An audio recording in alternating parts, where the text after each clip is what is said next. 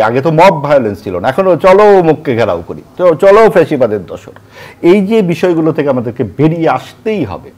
আমাদেরকে বুঝতে হবে যে একটা দেশে আমরা সবাই মিলে থাকতে চাই এবং সেখানে ক্ষমতাকে আমাদের প্রশ্ন করা যাদের কাজ তাদেরকে করতে দেন। আপনার যে কাজ আপনি সেটা করেন।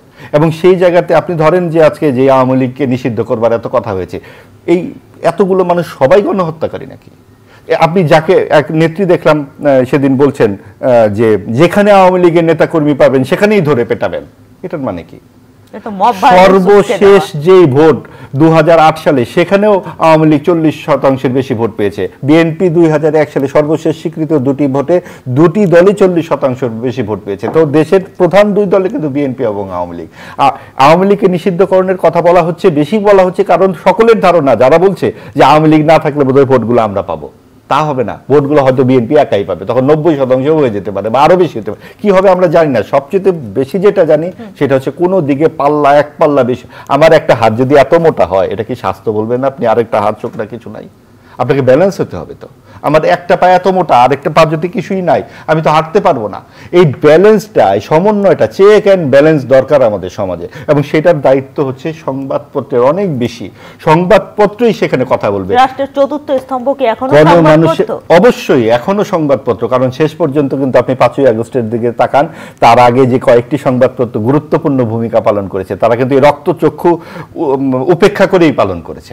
তাদের নানান রকম কথাবার্তা শুনতে হয়েছে, অনেক ট্যাগ খেতে হয়েছে, এবং অনেক কিছুর পরেও কিন্তু সংবাদপত্র কথা বলেছে, এবং এখনো শুনতে হচ্ছে। তারাই শুনেছে, যখন তারা শুনেছে জামাত শিবির যারা ট্যাগ খেয়েছিল, তারা এখন শুনছে ফ্যাসিবাদের দোসর, ওই কয়েকটা পত্রিকায়।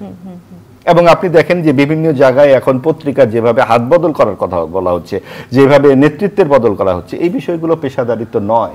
আপনাকে পেশাদারি সাংবাদিকদের আরো একটি গণমাধ্যম কমিশন তৈরি করেছেন সরকার, বর্তমান অন্তর্বর্তীকালীন সরকারের, যেগুলো ভালো উদ্যোগ। নারীদের জন্য যেই একটি কমিটি করা, গণমাধ্যমের জন্য কমিটি কিন্তু খুবই দরকারি কমিটি, এবং সেখানে অনেক গুরুত্বপূর্ণ কথাবার্তা এসছে। সরকার যেভাবে গণমাধ্যমকে নিয়ন্ত্রণ করে, সংবাদ মাধ্যমকে নিয়ন্ত্রণ করে, সেগুলো তারা উদ্ঘাটন করেছেন। এবং সাংবাদিকদের বেতন 10-12 হাজার টাকা যেভাবে করে অনলাইনগুলো চালাচ্ছে বা অনেক পত্রিকা চালাচ্ছে, এইগুলো চালানোর কোনো মানে হয় না।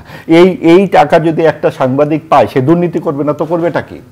সে তো একটা কার্ড নিয়েই বেরিয়ে যায় যে আমাকে এখন তো টাকা জোগাড় করে আমাকে বাসা ভাড়া দিতে হবে। কাজেই সাংবাদিকদেরকেও যথাযোগ্য পারিশ্রমিক দিতে হবে, তাদের পেশার নিশ্চয়তা থাকতে হবে। হুমকি থামকি বাদ দিয়ে, ভাই এটা আমার কাছে, এখন ডাক্তারকে যায় যদি আমি হুমকি দেয়, তুমি যে অপারেশন করতেছে ডান দিক দিয়ে করো, ডান দিক দিয়ে করো, আমি পারবো না, আমি ডাক্তারই জানি না। তো সাংবাদিকও তো আপনারা সবাই না ভাই, আপনি আমার কাজটা করতে দেন।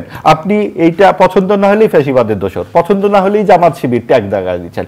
এই ট্যাগের রাজনীতি থেকে আমাদেরকে বেরিয়ে আসতে হবে, আমাদেরকে কথা বলতে দিতে হবে, প্রশ্ন করতে দিতে হবে। আপনি প্রশ্ন পছন্দ না হতে পারে, আমি একটা খুবই অযৌক্তিক প্রশ্ন করলাম, যে সাংবাদিক 3 জন প্রশ্ন করেছিলেন, সেগুলো খুব বেশি নৈতিক প্রশ্ন হয়নি, অবশ্যই আমরা মানছি, এবং প্রশ্নগুলোর মধ্যে কোনো গবেষণা ছিল না, কোন হয়তো একটা অভিসন্ধিও থাকতে পারে, বুঝে বা না বুঝে তারা করেছে।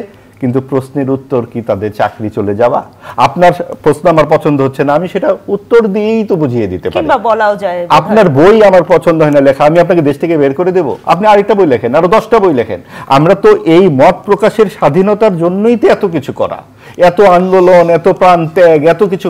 শেখ হাসিনা যদি কথা বলতে দিত, তাহলে কি এই অবস্থা হতো? উনি তো একাই কথা বলতেন। তো সেই একাই কথা বলার জায়গা থেকে, একাই সবকিছু করবার থেকে আমাদের যে বের হয়ে একটা জন আকাঙ্ক্ষা, সেই জন আকাঙ্ক্ষার সবচেয়ে বড় পরিসর তো গণমাধ্যম। সেই গণমাধ্যমকেই যদি আপনারা এইভাবে মুখ বন্ধ করে রাখেন, যেই সরকার আসবে, যেটা সোহরাব ভাই বললেন, এই সরকার তো এখনো আসেনি, অন্যরা করছেন। এই সরকার যে একেবারে আসেনি তাও তো নয়। সরকার যারা চালাচ্ছেন অলরেডি, তারা তো দাবি করছেন যে আমরা আমরা আমরা তারা তো বিভিন্ন জায়গায় দখলই করে ফেলছেন। তারা কোনো নির্বাচনের তোয়াক্কা করছেন না। তারা বিভিন্ন পেশাজীবী ডাক্তারদেরকে পিজি হাসপাতাল থেকে সরিয়ে দেওয়া হচ্ছে, একজন প্রফেসর। কারণ কি? উনি ফ্যাসিবাদের দোসর।